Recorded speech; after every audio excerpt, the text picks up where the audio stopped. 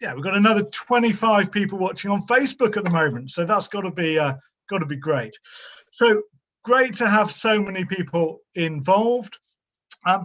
Now, when we started off these forums, I thought, well, there surely isn't going to be another lockdown. So now we're in our third lockdown.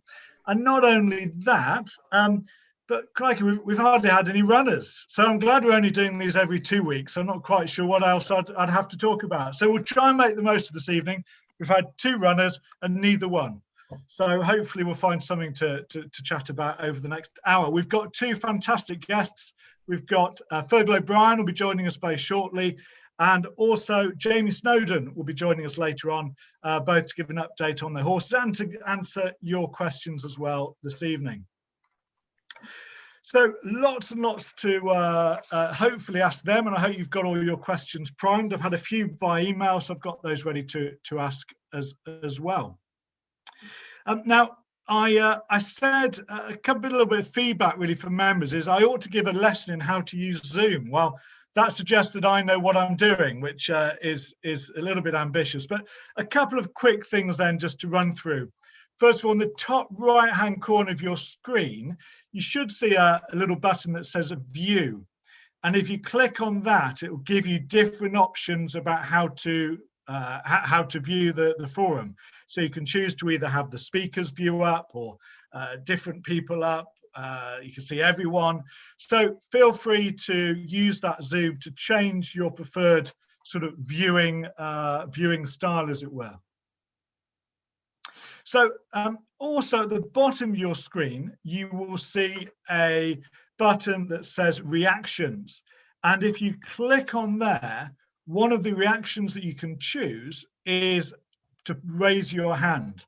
And that will help me a little bit, because if you raise your hand, it'll mean that I know that you would like to ask a question. So feel free to raise your hand at any point, and we'll, hopefully we'll be able to get you on screen or at least hear you. So 2 buttons is as far as we'll go this week with our Zoom tutorial. View in the top right-hand corner and reactions down at the bottom.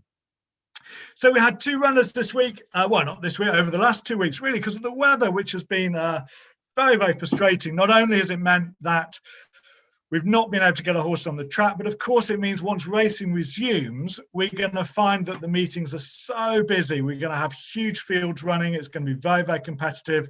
So it's really going to be challenging to find those winning opportunities, but hopefully a little bit of patience and we'll get Foxtrot back in the winner's enclosure very soon. So we've only had 2 runners. That was Anything for Love, who finished 4th in the Grade 2 at Haydock, and Grenadine Save, who ran this week and finished 9th in a Class 3 Mares Novice hurdle. We'll be speaking to Jamie about Anything for Love later on.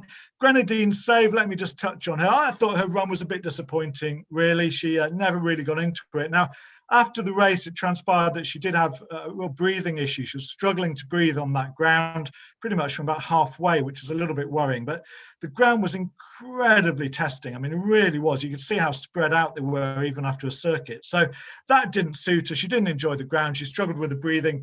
And also, she does appear to be in season. So that's probably not helped her either.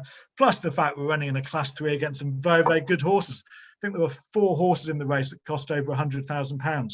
But having said all that, I don't think we should use those as excuses. You know, she's got to improve and certainly be looking for a better show next time. Otherwise, I think we may need to think about her future.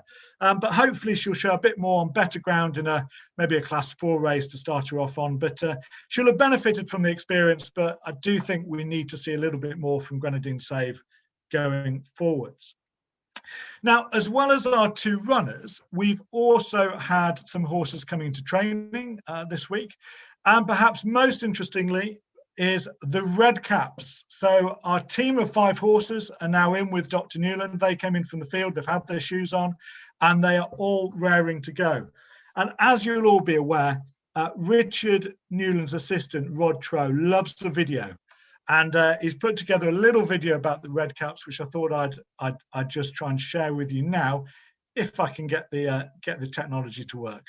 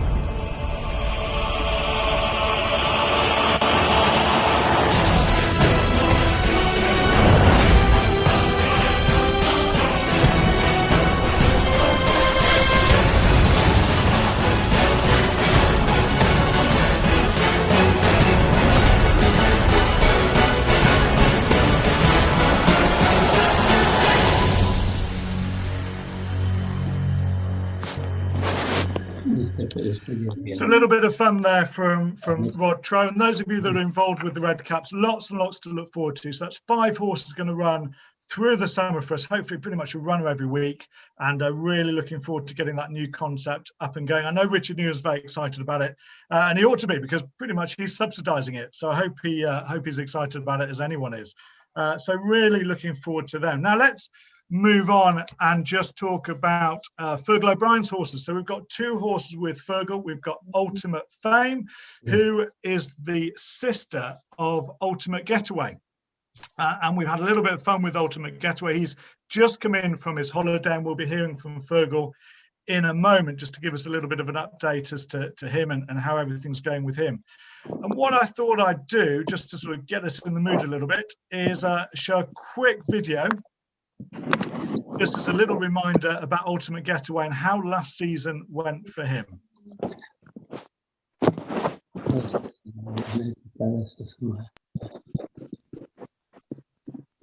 But the greater good is still travelling very strongly.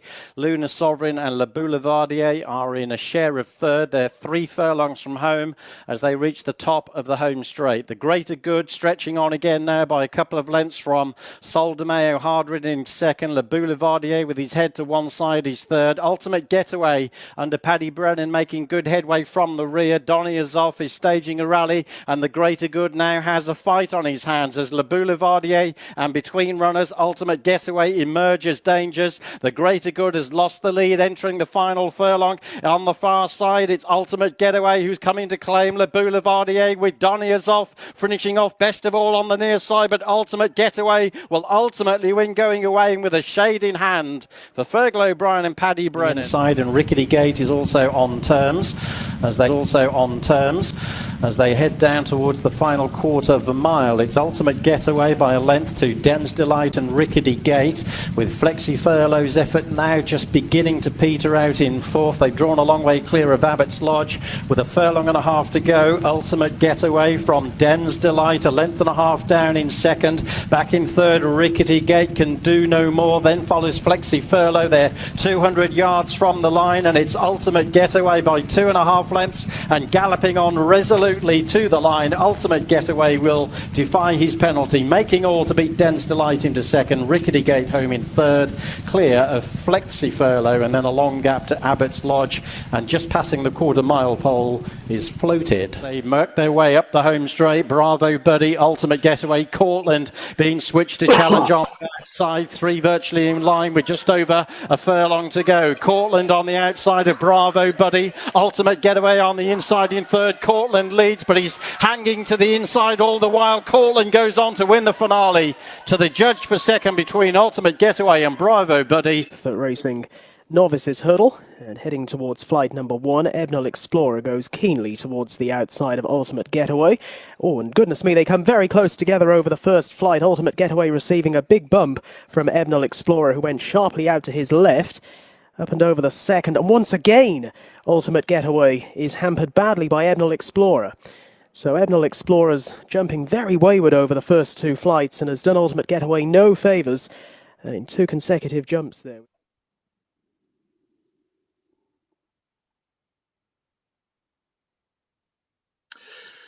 So a little reminder about Ultimate Getaway and the season that we had with him, and just to finish off with a little picture of him with his sister Ultimate Fame. And I'm delighted that Fergal's with us now. So good evening, Fergal. Good evening all. How are you, Dan? Very good. Thanks for giving up your time. And I know you had to drive back into the office so that you could join us. Wi-Fi not great in the Cotswolds. No, I live in a little village called Soberton, and it has its pluses because I don't get phone signal or very good Wi-Fi signal there. So once I'm there, But look, it's a pleasure to come back and see so many. It's great to see so many people that have logged on, and it's great to see everyone. Yeah. So, Fergal, let's start off with a little bit of an update. First of all, so we've got 2 horses with you, so Ultimate Getaway and Ultimate Fame. Can you tell us a bit about how they both are?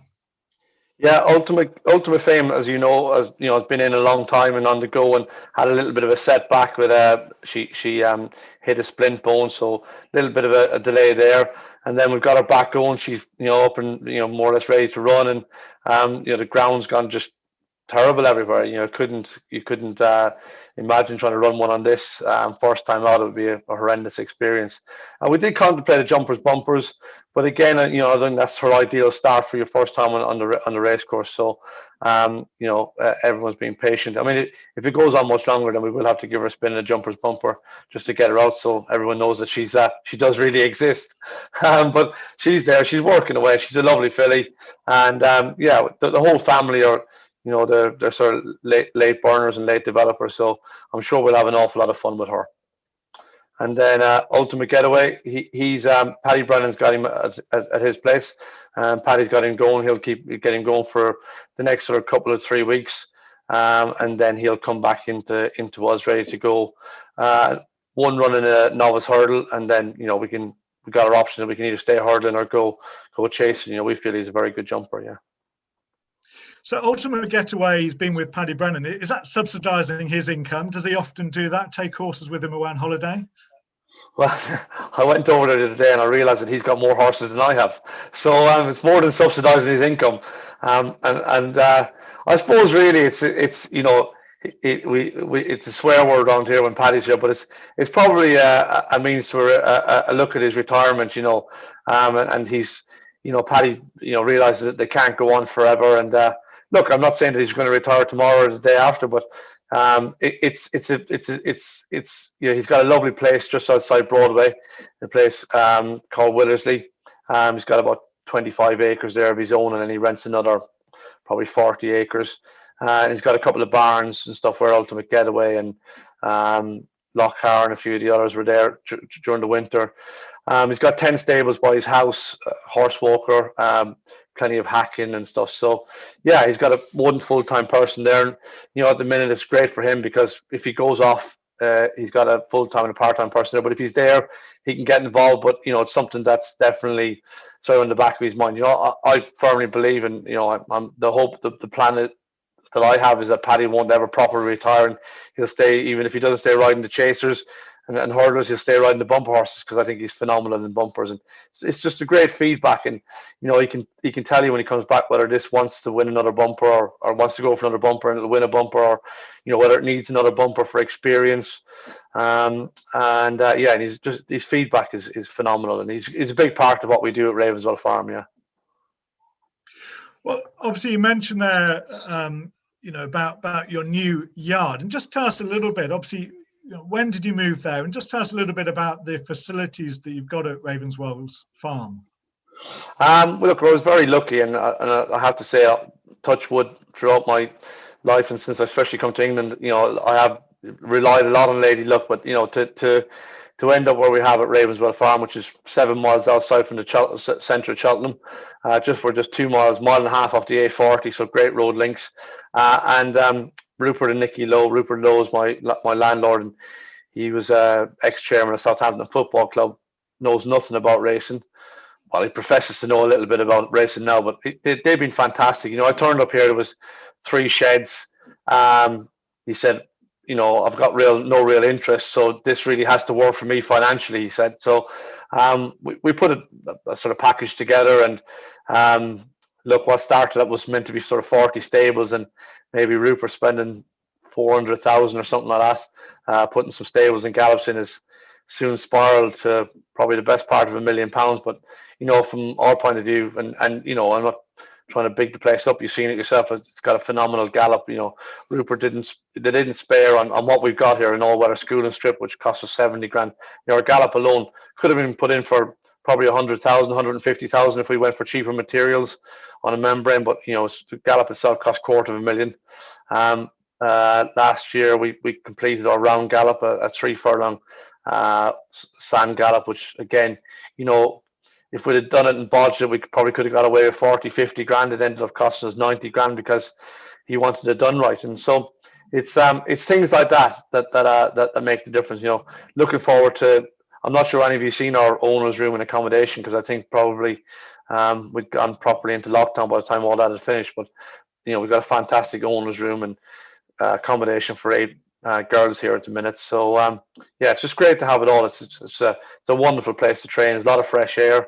I tell Kim Bailey he's got the best view in the Cotswolds now because he's across the other side of the valley.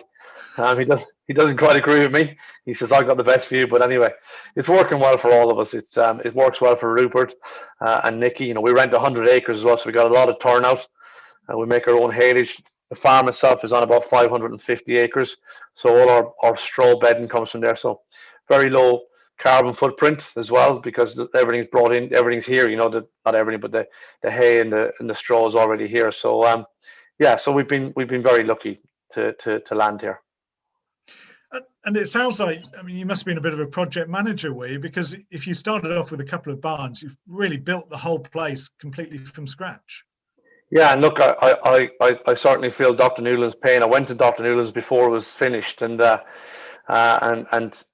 you know, we were. I don't want this to sound wrong, but we had a slightly smaller budget than Dr. Newland had. You know, they put granite stone in and things like that. But you know, Dr. Newland, they built a fantastic place, and you know, I was very lucky to go and have a look around his new place. And I would know Wayne Jones from Nigel's, and you know, who's been a very big part of Dr. Newland's, and you know, that fantastic video that Roderick did as well. It's just phenomenal that, you know, they can do that, and it's great for syndicates. But yeah, so we turned up here and it was literally barns, and again, you know, credit to Rupert and Nicky. We had a budget, and we kept all these things, just kept stretching, and like I said, everything that we sort of asked for, you know, Rupert provided. And it all sort of goes, look, it goes on the rent at the end of the day. So we've got to make it work for everyone. But you know, they have been very good. Now, I feel we got a, you know, fantastic facility, and touch wood, you know, that it'll keep continuing to go as it is. Well, we're going to ask in a moment if anyone's got any questions or can quiz you, Fergal. So we'll ask for any questions in a second. But just before that, I mean, this season, it seems to have gone incredibly well. I was having a look at your stats earlier on this evening, 20% strike rate, 75 wins. And considering all the issues that we've had to contend with COVID and the weather, I mean, absolutely phenomenal. I bet you must be pinching yourself. Yeah, and look, as a trainer, and you know, yeah, no, I'm not a pessimist and I'm a realist, you know. But as a trainer, you sort of not waiting, but you just, you know, you're thinking, you know, even all my years at Nigel's, we would have a month or 5 weeks where things were you know, would go down. But Touchwood here seems very healthy. It's just a fantastic place to train. You know, I'm very proud of Ultimate Getaway. Was our first winner of those 75. In July, and that bumper's worked out really well. You know, Lunar Sovereign, which is one of ours, is in that bumper as well. He's come out and won two novice hurdles and the other day at Doncaster. You know, and that's testament to the place. You know, he's not the fastest in the world, but we got a very good galloper. We don't have to overtrain them, and they get very fit on the gallop. And so when he turned up at Doncaster on not great ground the other day, actually got headed going to 3 out, and you know, just managed to outstay him in the end. So yeah, we do pinch ourselves, and we realize we're very, very lucky, and we just got to keep it going. Well, let's see if anyone's got any questions for Fergal. So if you have, just raise your hand. There's a reaction button at the bottom of your screen. If you tap that, you should then be able to raise your hand, and then we'll get you on, and you can ask Fergal a question directly. So just tap the reaction button at the bottom of your screen, and then tap the button that says raise your hand. So let's go over. Tony, you've got a question. Let's get you on. Hi, can you hear me? Yeah, I can hear you, Tony. How are you? Hiya, Fergal. I've met you once. It was at the old place before you went to Ravenswell. Didn't turn out too well, unfortunately. I was involved in a horse called Black Sam Silver, but never mind. Yeah, very unfortunate. These things happen, don't they? Yeah. I just wanted to ask, your young lass, Fern, she's talented, isn't she, and schools a lot of your horses. Do you think she's going to end up going into like being a jockey and stuff? What do you reckon? Yeah, she's actually here with me tonight. Yeah, look, I'm very lucky in that Fern is, and Fern's very lucky that she's got this opportunity. But it's a case that we actually spoke about tonight coming here, that, you know, I don't want her to do something that she doesn't want to do, and I don't want her to feel the burden of expectation because you know, this is what we do. She is very good, and I know I'm her dad, but she's very natural. She's got lovely hands for when we're schooling horses. You know what? Horses that jump bad, you know, when they come back from the races next time, I'm pretty certain that I'll get her to sit on him and get him going again, because she just gives him confidence. So, yeah, look, she'll have all the opportunities that she wants, and it's down to, when you get to that different level as well, really need to want it, and you really need a lot of talent, and the talent seems to be there at the minute. The raw talent is there from what I've seen. I've grown up watching Sam and Willie Twiston Davis, and at this stage, I would say Fern is equal to them. And you'll know Sam from riding for Foxtrot. Yeah. Fern is equal to them, and so yeah, it's just whether she wants to go on and has the heart to go on. It's a tough job, and I don't want the fact that she's a girl to be a barrier. I don't think that should be a hindrance. She's good enough. With Rachel Blackmore in Ireland, Bryony Frost over here, doing phenomenal work and doing phenomenal job for lady riders. But so the opportunities will be here. So hopefully, she'll be able to take them. Very good. Thanks, Ferg. Cheers. Thank you. Look forward to seeing you. So if anyone else got a question, please do raise your hands. Thanks very much, Tony. And Fergal, I've had a couple of messages here with a couple of questions, so let me throw these at you. So one of the questions, with the weather as it is at the moment, how do you ensure that your horses are fit and ready to go? Because almost you don't know when they're going to run, and suddenly you get them ready for Saturday. They're not running on Saturday. They might not be able to find another super race for another week. How do you deal with that as a trainer? I think when you come to this time of year, the majority of your horses have had a run, so you're more or less on tick over anyway. We're very lucky. Like I said, the gallop is very good. It drains very well, so we're very lucky to be on that. So the surface is there, but it is tricky. Hurricane Harvey has been building up to this race on Saturday at Weatherby, which looks like it might be off to a Grade 2 chase. Hasn't run for probably 4 or 5 weeks, and to find another option. Astillan is the same. We ran him at the rescheduled Chepstow meeting to bring him on for the Heroes race at Sandown. That's been off, so we've had to substitute the Cleve. Now it's not ideal because he's wrong with the weights, but at the end of the day, he's qualified for the Pertemps, so we need to run him now and no later than now or next week probably, to give him a nice break before Cheltenham. So it's difficult, but it's the same for all of us. It is just the same, and I think it's hard. It's been a particularly hard year because we've got horses that haven't run for a long time. Ultimate Fame hasn't run at all and sort of been ready and not ready, and it's hard because at least if we were in normal times, people could come and watch him work. And as here at Ravens, or even when we were at Naunton, we love when people come to the yard, and it's a big part of what we do is to try and get people involved, not just on the race day, but to encourage them to come to the yard and to see what we do, not just for their horse, because I feel what they'll do is they'll walk away following Conor, they'll follow Liam, they'll meet Paddy, and they'll see he's not as grumpy as he normally is when they see him at a race course. And they'll see what horse is living next door to Ultimate Fame, and that'll be a name that'll stick in their heads, and who's riding Ultimate Getaway and things like that. So coming to the yard is a massive part of what we do, and so it's been difficult to keep people sort of involved, but like you saw, we're just trying lots of videos and try and keep people informed. Brilliant. Well, certainly doing that, Phil, I appreciate it must be very difficult from your situation. But let's grab another question. So John would like to know, is there a race that you really would like to win that you haven't already won? Is there one race that you sort of think at the start of the season, oh, I'd love to win that one? Oh yeah, look, and obviously, being realistic, any Cheltenham race, we were very unlucky to come up against Presenting Percy with Barney Dwan, who finished second for us, because Barney Dwan was a fantastic little horse that came to us from Donald McCain's, and when Jason sent him to us, he said, look, he's small, he'll probably end up being a handicapper up the north, but do what you can with him. And that was the first one of the Rooney horses that I got. And he turned out to be phenomenal. He won the EBF final for us, which was a big Saturday winner for us at Sandown. And it gave the Rooneys and Jason sort of a lot of faith in us, and we ended up probably training 9 or 10 horses from. For him, when we went to Cheltenham with him, he we just take every box was ticked going in there. The time before the race, the way he qualified, everything was right, and he travelled to the race beautifully. And when I was watching the race, I just all the way I was just very relaxed watching because I thought Paddy had him in a beautiful position, and so I'd love to go back and hopefully win the Pretemps with maybe a Imperial Alcazar this year. He's a similar type of horse, probably a little bit bigger, a little bit stronger, and hopefully we'll have a little bit more rub of the green on the day.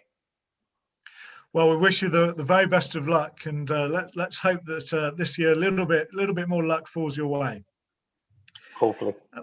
So we've got 100 people on this call at the moment, and I see we've got about 25 people watching on YouTube. So it's great to have so many people watching, but I think it's made everyone a bit nervous about asking a question. So you're off the hook. But let's finish off, Fergal, just by going back to our couple of horses and just looking ahead. So we've mentioned about Ultimate Fame, really, just to sort of clarify. So we're just waiting for a little bit of better ground for her, and then hopefully find a suitable sort of mare's bumper.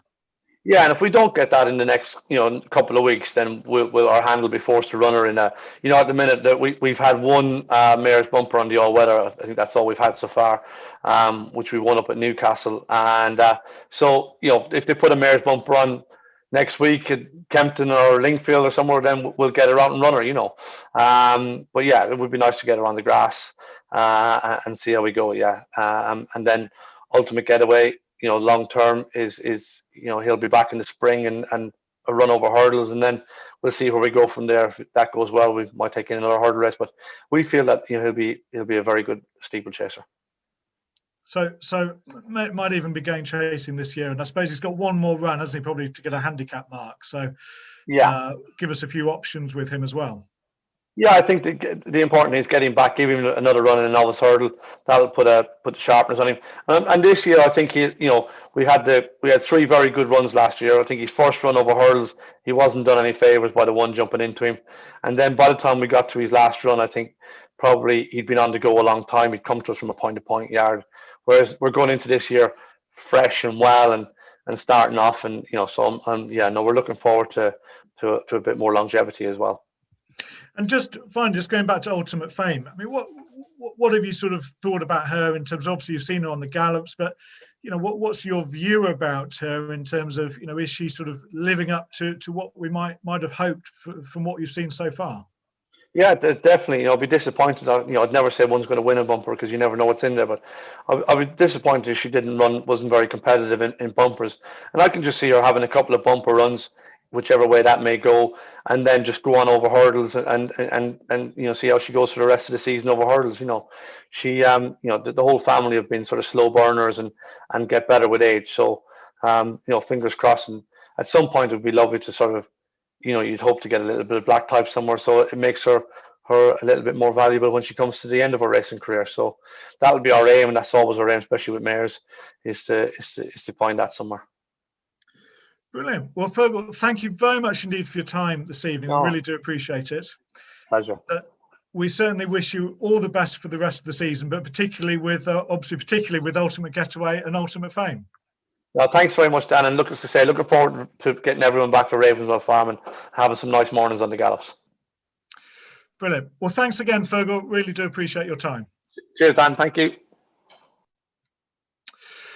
Brilliant. So that's Fergal O'Brien, and very good of him to pop into the office this evening to get some proper Wi-Fi so that he can chat with us. Always good to hear from our trainers. And apologies to those that wanted to ask a question that didn't get a chance just at the end there, but I'm sure we'll get you on shortly. Now, just before we go on to Jamie Snowden, I thought I'd just give you a little bit of an update in terms of some entries, because I'm very aware that particularly if you're in Minella Encore, I'm So Busy, and probably Little Roy Mack, you've had a series of texts from me saying your horse has entered, followed by a series of texts saying race abandoned.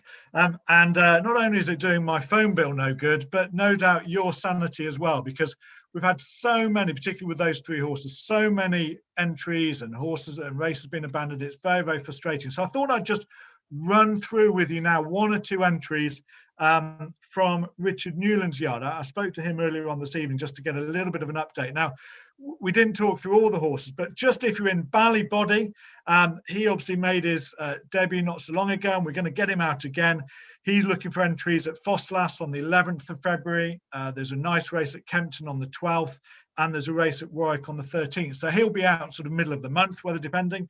I'm So Busy has been very busy with entries, and everything keeps getting abandoned. So we're going to try at Market Raisin on the 9th. We're going to look at Exeter on the 14th. Kelso on the 19th, there's a race at Carlisle on the 22nd and at Lingfield on the 22nd. He's a horse we just want to be patient with because we think he's got a real winning opportunity, and we don't really want to be running him in a very, very competitive novice hurdle where if he was to win, he's going to go up £10 as a result. So we just want to be a little bit careful where we place I'm So Busy. Little Roy Mack, he's had plenty of entries, but again, we've had no luck at all, particularly with that race at Fosslas, which frankly looked like a perfect race for him. But he's going to have some more entries. Again, looking at these 2-mile chasers. Ideally with Sam Twiston Davies on board. Uttoxeter the 21st, Newcastle the 27th, and Plumpton on the 1st of March are possibilities for him.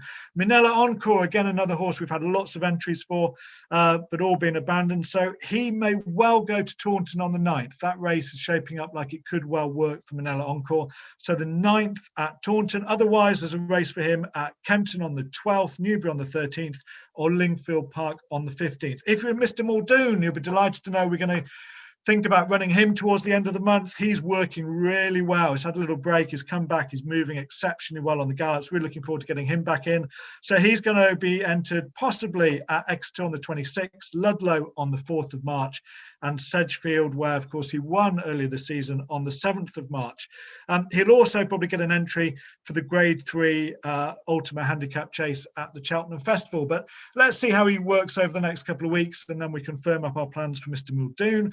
Whispering Gypsy, she again has had a few entries, but the ground has been horrendous wherever she's been entered. So we're going to put in another entry for her on the 11th of February at Huntingdon. So hopefully Whispering Gypsy can make her Foxtrot debut then.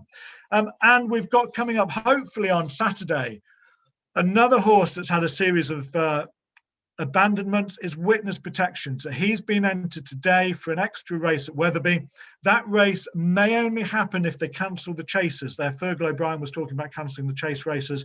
Inspection at 8 o'clock tomorrow morning. If Wetherby cancel their chasers, then they're going to run an 8 or 9 runner hurdle card, and that will include a handicap over 2 miles that we will declare Witness Protection for if that race goes ahead. Sorry if I've not mentioned your horse in all of that, but lots and lots of difficulties, I think, trying to get these horses races at the moment, but we need to be patient to make sure that we run them in the right races and don't just lose patience and run them for the sake of it and end up getting a £10 off the handicapper, or nevertheless running really well and finishing 3rd or 4th because we've just run them in the wrong race. So we need to be patient and get these horses in the right place. Now, moving on from racing, it's an interesting month, not just for our racing syndicates, but also for our breeding syndicate, because later this month, we are expecting our 3rd Foxtrot foal, which is very, very exciting for our breeding syndicate. And what I thought I'd do, if I can get it to work, is just share a few photographs with you, just so that those that aren't in the syndicate can get a feel for maybe what's been going on with our breeding syndicate. Now let's see if I can get this to work. Here we go. So I hope that you can see a little picture here, which is of Midnight Silver, who I know many of you were involved with when she was a very successful horse for us. And we've got Midnight Silver here with her first foal, who was a colt. And we may have just lost that. I hope you can still hear me. Let's try again. We'll try this again. It's a bit dangerous. We can still hear you. So we'll try and get the pictures up again. They're quite fun to look at. Let's try one more time. Tell you the story of our breeding syndicate.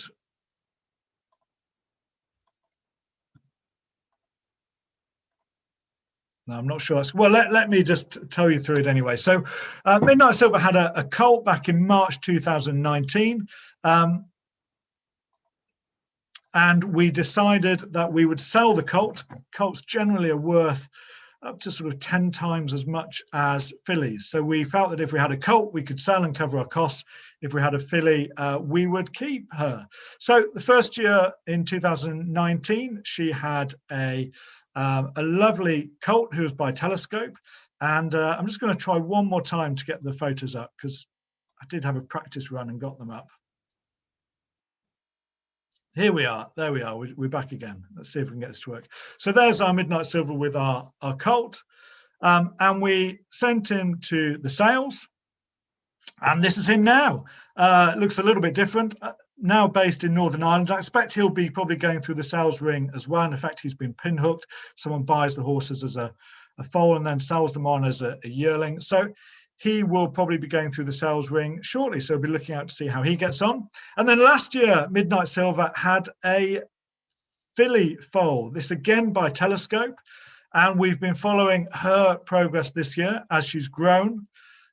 This is her with Midnight Silver, getting a little bit bigger. This picture was taken in April last year.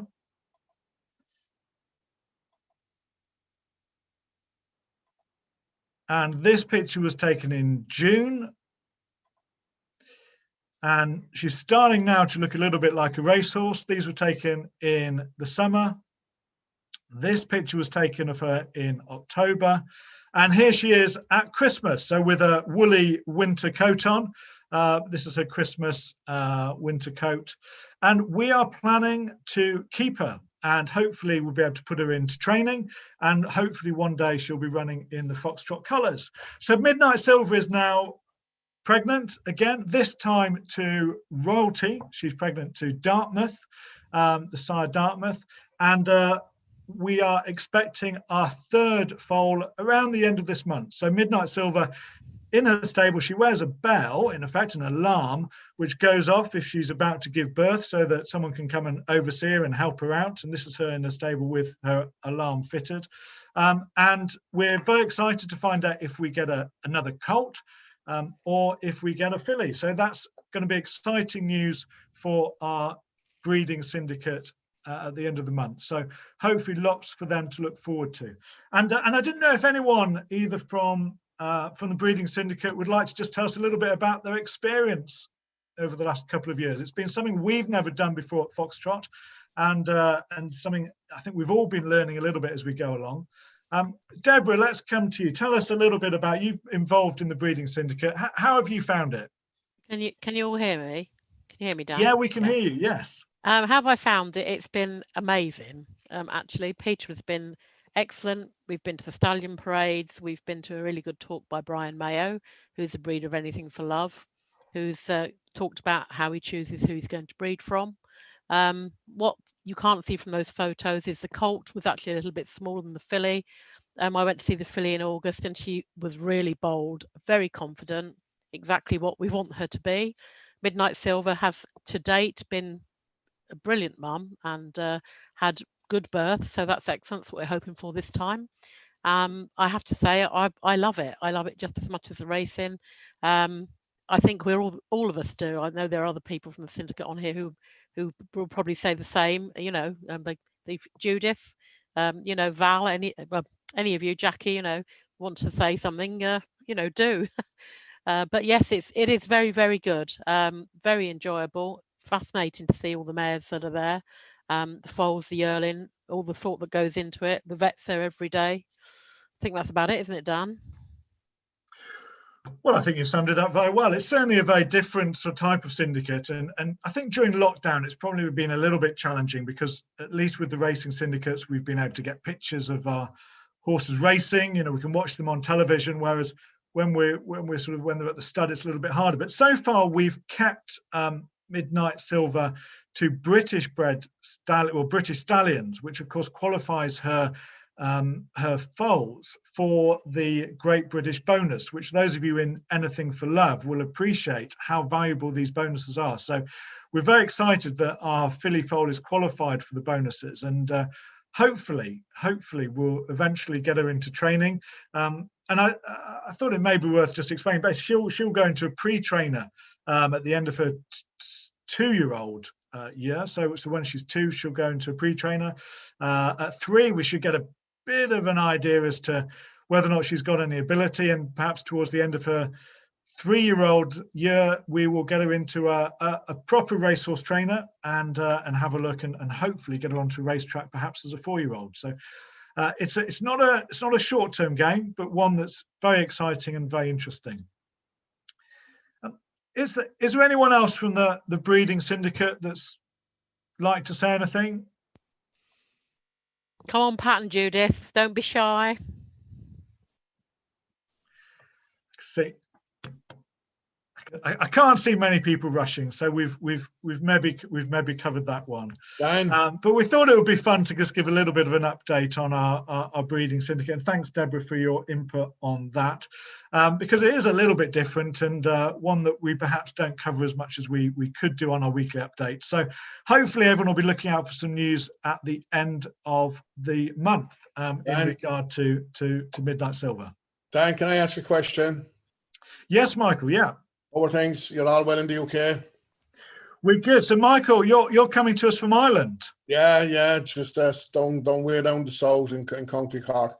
Just a question there on the breeding, because obviously I kind of had an interest in it for a couple of years here myself. Haven't bred a few. Had not much luck with them, but it's a hard old game. But who decides? Is it the stud decide what stallions you go to, or is it have you an input into it yourselves? Or the lady might have said it there, but I missed it. Do you like the picking of the stallions though and stuff like that? Yeah. I know you've gone to the two you mentioned. Well, I have to admit, I don't think any of us are world experts on breeding, and very much so far we've slightly followed the advice of a chap called Peter Huckenhall, who oversees the stud where Midnight Silver is based. Yeah. And we've tried to stick to British stallions at the moment and kept things very simple. So Pitchell stud Shade Oak stud where she lives, we've used the stallions that are there, kept it very simple, and so we used Telescope for the first 2 years, and this year went to Dartmouth. But the way it's been decided is very much by putting it to the syndicate and asking people to. This year we did a little vote in terms of we did a short list of stallions, and we did a little vote to see, and Dartmouth just came out on top this year, so we changed it and we're going to have our first Dartmouth foal. So I think that's a little bit of the fun as well, is doing the research on the stallions and trying to decide which one you think might work out best. Yeah, it was interesting when you start looking at the stallion book and you're trying to pick them out. Obviously price has a big bearing on it as well, but when you're going through the stallion, well, over here anyway, when we're going through the stallion books, you're always looking to see how to match your mare to whatever. And of course, they're all pushing different stallions. You have new stallions coming out from Coolmore every year. So it is we have, I suppose, if you were in the breeding game, it is ideal now at the moment over here because we have so many new stallions coming on. But I always interested in seeing what wins by what, So like the likes of, with the new stallions, especially see what's doing well and what's doing well at the sales. Then I always have an interest in watching. I know how the sales are doing to see what stallions are selling, just for maybe future I might win the Euro Millions tomorrow night and get involved again. But no, I just wanted to know, because it's a thing I was interested in for a long time before I suppose trying to breed a winner, but it's a hard old game, as you know. So anyway, look, best of luck, all stay safe, and please God, we'll all meet up sometime maybe later this year, please God. Well, Michael, very good to hear from you. Keep well in Ireland, and great to still have you involved with Foxtrot. So I'll pass my best wishes on to Ray. We'll stay involved, Dan. Don't worry, we'll stay involved. You're good and you're lucky. Cheers. It's always interesting checking the stallion because I'm never quite sure whether or not you need to get the same attributes in the hope that you're going to get one of those in your foal, or whether or not you go for completely different attributes in the hope that you'll get a bit of that and a bit of that, or maybe you'll end up with none of them. So I'm never quite sure if you want the same attributes in the stallion and the mare, or whether or not you want completely different attributes. Who knows? Richard Morris Adams, I should just come to you for advice because you'll always be able to tell us what to do. Now, Oscar, have you got a question, or has Kate or Sean got a question? Yes, it was me. Well, I was going to say, in terms of the stallion selection, obviously we've sort of taken a lot of advice as well from Brian Mayo, who's a big involvement in Shade Oak Stud, and obviously bred Sizing John, so he has got some good form, and he's very keen on Telescope as a potential future Midnight Legend style stallion, and hopes that he'll be the sort of stallion that will actually improve the mares that go to him. But also, I think we were all quite impressed over the last couple of seasons that we've seen the Dartmouth foals actually come out. They're looking pretty impressive, aren't they, Dan? They're quite sizable, quite leggy. And we're hoping that this being Silver's third foal and having now sort of her body sort of adapting to putting some good quality nutrients into her foals, that we're going to end up with a really stonking foal, whether it's a filly or a colt. Well, absolutely. And as you say, the first one tends, what we've learned, the first one tends to sort of be the smallest. And as the mare gets more and more used to producing, and their body changes and allows them to produce bigger foals, we're hopeful that the second and even the third one are going to be the ones that will win the Champion Hurdle and then go on to be the first horse to win the Champion Hurdle and the Grand National. Definitely. So great. Well, let's move on from Midnight Silver, but let's see if her ex-trainer is with us, because I'm hoping Jamie Snowden may have joined us while we've been talking about Midnight Silver. But Jamie, are you somewhere with us? I'm not sure if I can see you on my list. Are you here? No, there's silent. Bit worrying, isn't it? Well, I guess, isn't it? I do know Jamie rang me and said, "Oh, I've got to do a radio interview. It'll be at 7:30. Should be done by 10 to 8. Won't be a problem." Anyway, so perhaps he's somewhere on the radio still, but hopefully Jamie will join us in a second. I'm just seeing if he's here. Jamie, are you with us now? Not yet. Science is always a bit worrying, isn't it?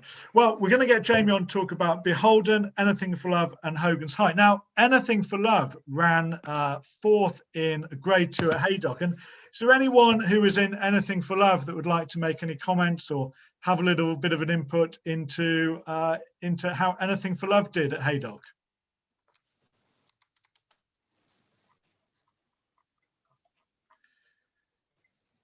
No. Well, obviously not, but thankfully I do think Jamie may have saved me here. Jamie, are you with us? I am. Hi Dan, how are you? Thank you for joining us straight off the radio, I hear. Straight off the radio, yeah. So I am every Thursday, just ever since the whole sort of COVID hit, a lovely chap down in the West Country has set up a radio station, and obviously I'm from the West Country originally, so he nabbed hold of me, and every Thursday night we do a sort of 20-minute session on our runners from the previous week and looking forward, and yeah, it's just a bit of fun, and he puts it out, and yeah, no, it's great. It's all part and parcel of our new life that we're leading at the moment. Well, sounds like you've been keeping yourself very busy, and how are sort of you and family, Jamie? Are you all keeping well? How's the homeschooling coming along? Well, yeah, I rather the homeschooling is coming along great. The children are handling it brilliantly. I've been demoted from maths, and I'm now in charge of PE. So I've rather taken it as a promotion, but I think it probably is a demotion.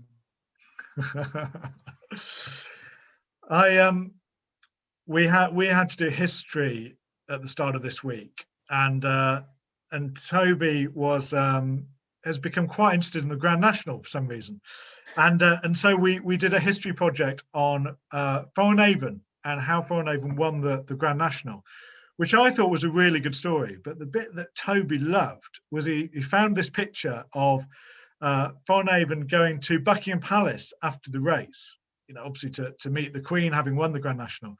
But the best thing is in the photographs, black and white pictures of this, there's a goat.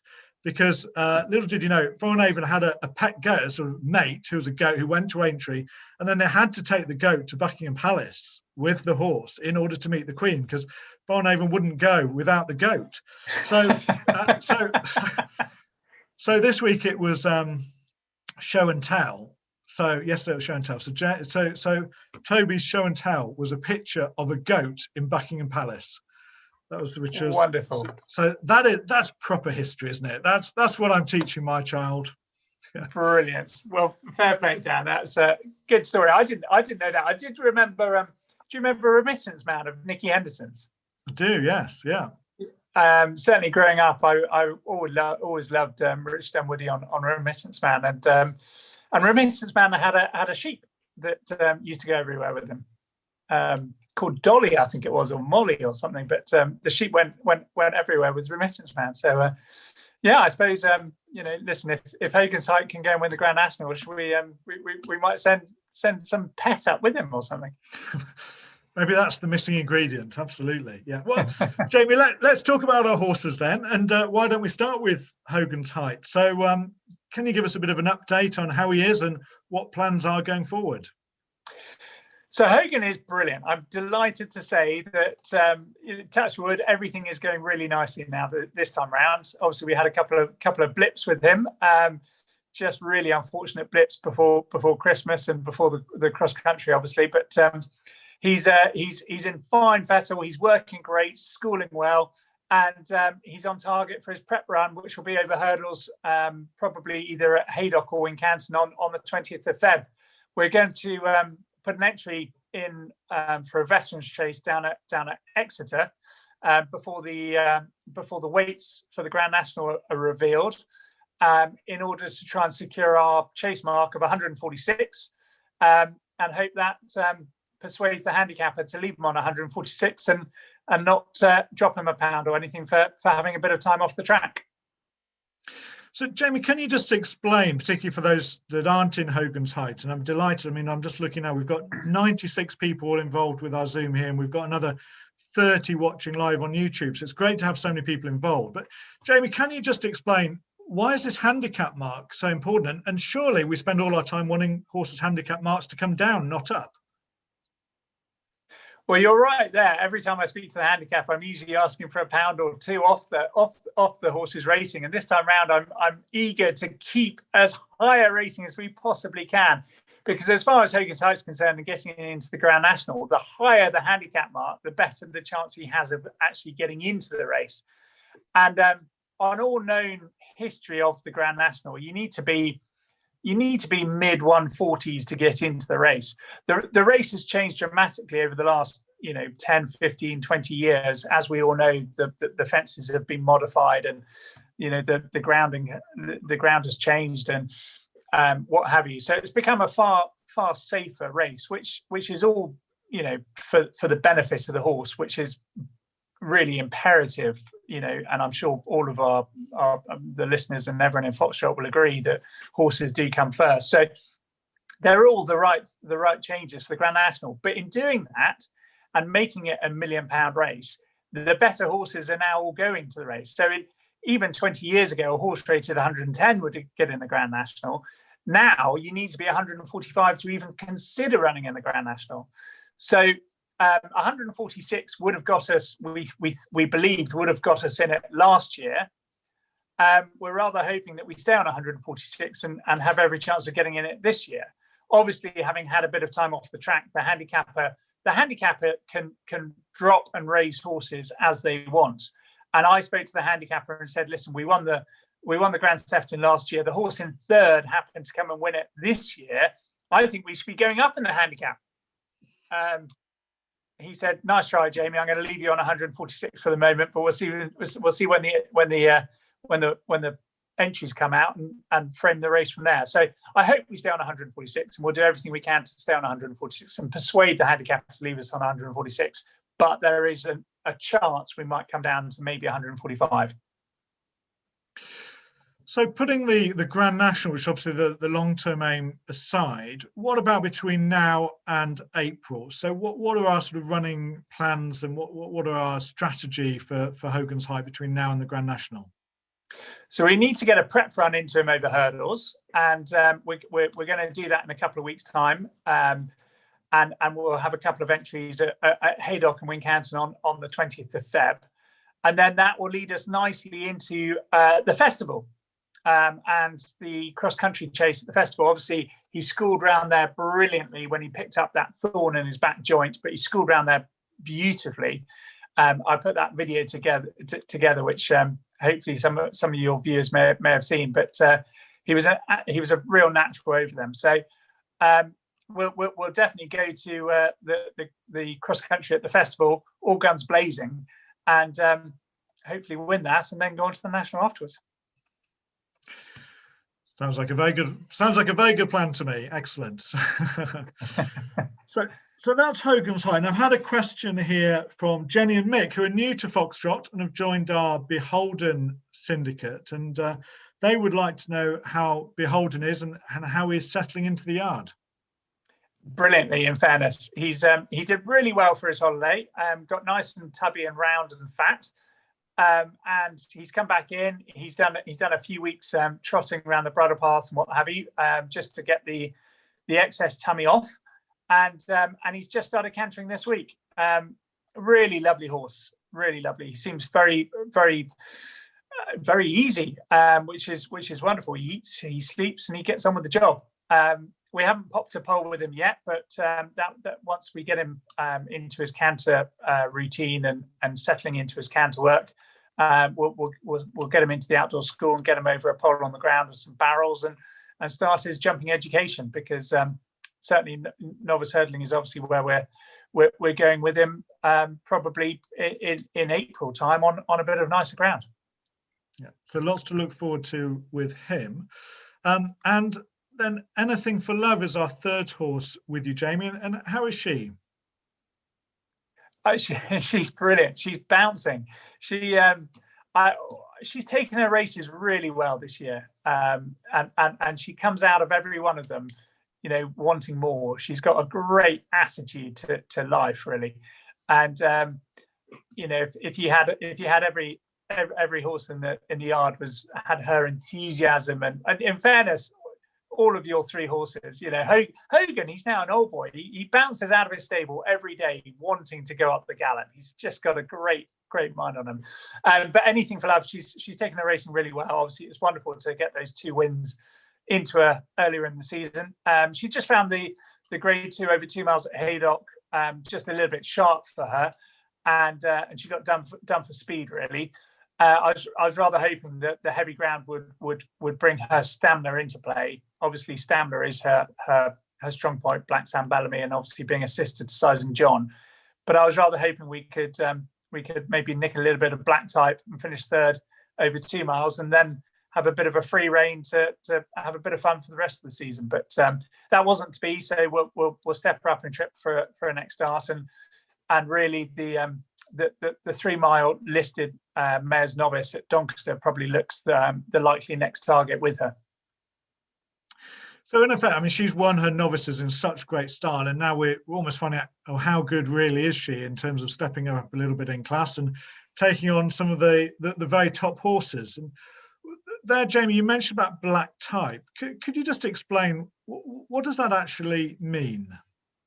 So when you open up the pedigree of horses, and you will see that some horses are in bold, big black, bold black type, and some are, and that's in uppercase, and some are in lowercase, bold black type, and some are not in bold.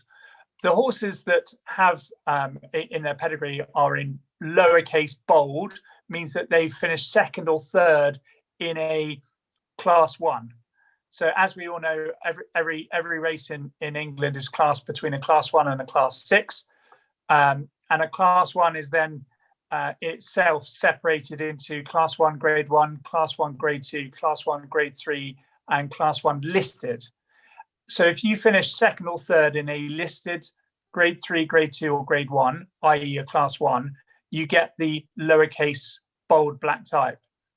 If you win, a Class 1, you get uppercase bold black type.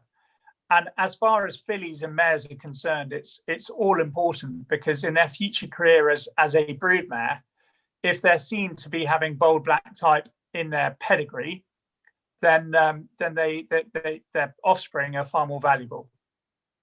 And as far as Anything for Love is concerned, she's obviously been leased into our syndicate, and we're having an awful lot of fun out of her. But one thing that the breeder has requested is that after we've done our winning, we go and try and get a little bit of black type if we can. So having won our 4 races, it was the obvious time to have a crack at it. Obviously, we finished 4th, which was a really good run, but it wasn't 3rd. So we need to try and throughout the course of her career, attempt to get some black type. And the most obvious race next for her is a 3-mile novice at Doncaster. Big step up from 2 miles to 3 miles, and that's the one concern. There is a 2.5 grade 2 at Sandown on the 17th of Feb, which is certainly worth considering. But it is usually a better race than the 3-mile novice at Doncaster, which is usually a slightly weaker affair. We couldn't really do Sandown and Doncaster. That would probably be asking too much. So we'll put the entry in at Sandown, and we'll have a discussion whether we think it's worth having a crack at that or waiting for Doncaster. Yeah, no, that makes sense. And I mean, actually, from our point of view of the syndicate, it makes sense to be running in these races anyway, because as you say, having won these novices, we don't really want to be carrying £12 penalties around, and it makes sense to step her up a little bit in class and find out how good she is. So it really is a sort of relationship that seems to work for everyone. Exactly that, and ultimately these races tend to be on a Saturday anyway. So usually we would all be there having a good time, but obviously we're having a good time over Zoom instead. Now, we've had a question in from Anthony, and he'd like to know about tongue ties. Obviously, Anything for Love wore tongue tie last time. Why would you use a tongue tie on a horse? So a tongue ties, for all intents and purposes, are a pair of tights, women's tights, not the red fishnet types, but just a normal, beige pair or black if you really want, and they wrap around the horse's tongue and tie under the horse's chin. And the whole idea is that horses breathe through their mouth, not their nose, and the tongue tie holds the tongue down to allow the air to go back and down the windpipe. What can happen with a horse is the tongue can, under pressure, can roll back in their mouth and flip the soft palate, which then covers the soft palate is like a flap of skin, and the flap of skin can cover the windpipe, and it ends up flapping like that. So the tongue can roll back and flip that, so it starts flopping over the windpipe. Obviously, not beneficial when a horse is trying to gallop at 30 miles an hour and breathe efficiently. So the tongue tie just holds the tongue in the right place. Great. Well, thank you for that, and thanks to my dad for the question. Now, we've got a couple of other people on here that would like to ask a question. If you've got time for a couple of more questions, Jamie. Of course, yeah. Deborah, you've got a question for Jamie. Yeah, well, yes, it was for Jamie or Fergal. I suppose what I was interested in was, have you seen any impact on how owners are feeling or coping because of COVID and the lockdown? Because I feel in a syndicate we're very lucky because the costs are spread between us. I just wondered, what the trader's view was really on any impact on racehorses. I know there's been opportunities to buy others cheap, but I guess there's also people who want to stay in who can't. I just was interested to know, really. Hi, Deborah. Very interesting point, really, and I think every trainer and every owner will probably have a slightly different answer to that. But COVID has obviously impacted some people massively. The vast majority of people, I feel, have actually they're still working, that they're still getting their income, but they're not spending it as much perhaps on foreign holidays or this, that, and the other. So I haven't got, amazingly, I haven't got any horses here for sale at all, really. And every time I tend to buy one and try and form a syndicate or partnership or sell it on, I seem to be able to manage it relatively easily. So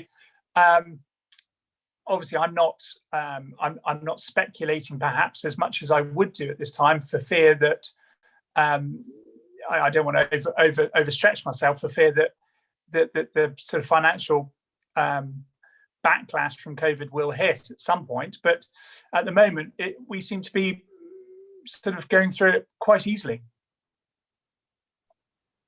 Okay, thanks for that, Jamie. Good. I'm glad to be honest with you. It's good. I think racing really matters. It's certainly been a lifeline for me and probably for lots of other people in terms of having an interest during lockdown. I think that's very true. I was talking to my parents today, and dare I say it, but they get bored, and they're retired, and they haven't really got a huge amount to do whilst in lockdown. So racing is really very much a lifeline for them, really. Thank you. Well, Jamie, I think we've got time for one more question. It's been sent in on the chat, so I'll ask it, but it's for John Holton, who asked the same question to Fergal O'Brien, who we had on earlier, so we can compare your answers. And John would like to know, is there a race that at the start of the season you thought, I'd really like to win that? And do you have a horse in the yard that you think just might get his head in front in that race? Hi, John. Well, I think the answer probably when you're talking to us is with a picture behind Dan's head there is probably fairly obvious that the race that I would love to win is obviously the Grand National. There is no doubt about it. Obviously, we all want to be winning it at the festivals and winning Grade 1s and what have you. Of course, we do. But the Grand National is a race that everybody knows about. It's a Grand National that everyone in the world knows about, and it is the most famous steeplechase in the world, in my opinion, and I'm sure in most people's opinion. So the Grand National is very much the race that I would love to go and win, and we've only got one entry in it this year, and it happens to be Hogan's Heights. So I think that's without wishing to be too corny and cheesy talking on the Foxtrot webinar, but that is true. Well, let's hope that our dreams can come true this season. It's certainly exciting to have a horse that might be lining up at Aintree, and I think we're all really looking forward to seeing Hogan's Height back on the racecourse. Yeah, very much so. So, Jamie, thank you very much indeed for your time this evening. Really do appreciate you joining us and giving up the time, and all your and the staff's hard work, particularly in this weather with our 3 horses that you've got in the yard. It's very much appreciated. So on behalf of all the Foxtrot members, Jamie, thank you very much indeed. That's very kind. Thanks, Dan. And just before I go, I think everybody on the call very much appreciates what you do, Dan, because setting up these webinars and all the Zoom calls and everything else like that, just it's wonderful. So hats off to you, and thank you for doing it. Well, that's very kind of you, Jamie. Thank you very much. Great. Well, that's all we've got time for this evening, and we've managed to get through. We only had 2 horses running in the last 2 weeks, yet we've managed to get through this week's forum. So well done to everyone for that.